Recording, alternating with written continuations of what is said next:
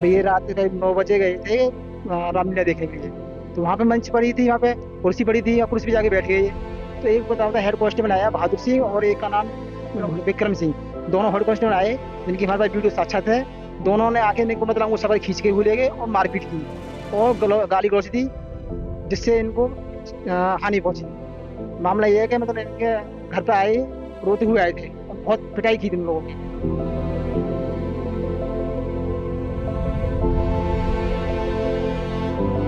कभी घोड़ी पर चढ़ने के लिए, कभी कुएं से पानी भरने के लिए और कभी कुर्सी पर बैठने के लिए मार देना।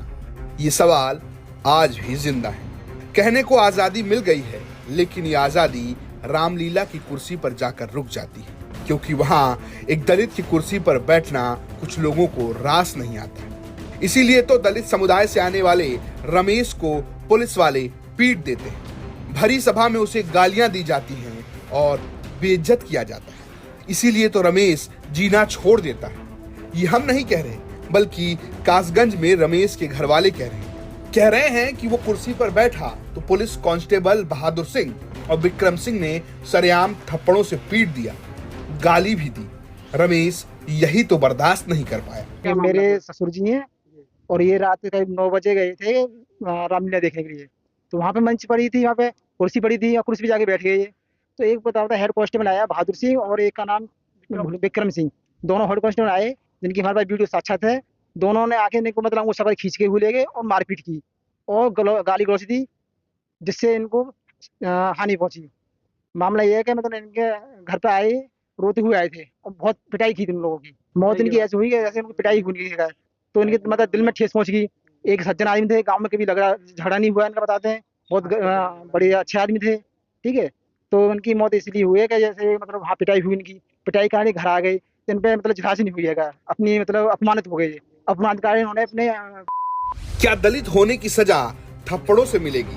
ये सवाल अखिलेश यादव भी पूछ रहे हैं। सपा के राष्ट्रीय अखिलेश यादव कहते हैं कि उत्तर प्रदेश में कानून का राज नहीं है। उत्तर प्रदेश के कासगंज में एक दलित को रामलीला देखते समय मंच के करीब कुर्सी पर बैठने पर पुलिस द्वारा अपमानित व पीटे जाने के बाद उस दलित की समाचार बेहद दुखद और सामाजिक रूप से चिंताजनक है। आजादी का तथाकथित अमृतकाल मना रही भाजपा सरकार के समय में प्रभुत्ववादी सोच को जो बढ़ावा दिया जा रहा है, ये उसका ही परिणाम है कि पीडीए के साथ ऐसा अपमानजनक व्यवहार करने का दुस्साहस किया जा रहा है। पीडीए समाज का शारीरिक अपमान दरअसल पीडीए के लोगों को मानसिक रूप से कमजोर करने के एक बड़े मनोवैज्ञानिक षड्यंत्र का हिस्सा है। ऐसी घटनाओं पर लीपापोती करना उत्तर प्रदेश की भाजपा सरकार की आदत बन गई है। ये घोर निंदनीय है। अब जब आरोप सरकार और पुलिस पर लग रहे हैं, तो पुलिस भी अपनी सफाई दे रही है।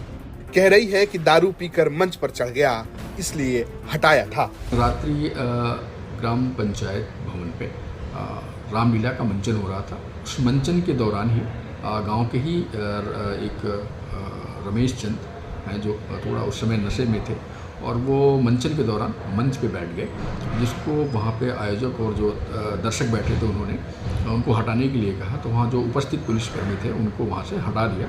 वो रात्रि में वहाँ से चले भी गए। आज प्रातः जो है वो करीब 6:30 बजे अपने घर में इस सूचना पे तत्काल एसएचओ सोरो और सीओ सिटी और मैं सब मौके पे पहुंचे और परिजनों से वार्ता करके उनके शव को कब्जे में लेकर पोस्टमार्टम के लिए भेज दिया गया। बाद पोस्टमार्टम जो आवश्यक कार्रवाई है उसको की जाए। पिटाई और मौत के बीच परिवार को न्याय के नाम पर अदत एक सरकारी नौकरी की तलाश है। बहुत गरीब आदमी है। इनकी सबसे बड़ी मांग यही है कि इनके बच्चों को देखभाल की है गवर्नमेंट से। मेरी सबसे बड़ी दुर्दशा ये है कि 2 छोटे बच्चे हैं इनके। ठीक है, छोटे बच्चे हैं, ज्यादा बड़ा नहीं, छोटा ही बच्चा है। कहाँ है अपनी? एक बच्चा ये खड़ा हुआ मेरे सामने, एक इससे छोटा है। तो मेरे गवर्नमेंट से यही है कम से कम इन बच्चों को या तो नौकरी दी जाए, उनको सरकारी नौकरी दी जाए और उनको मुआवजा दिया जाए। इस पूरे घटनाक्रम ने पुलिस और प्रशासन पर सवाल खड़े कर दिए हैं। सवाल इस बात पर भी कि क्या समाज आज भी ऐसे ही चलेगा।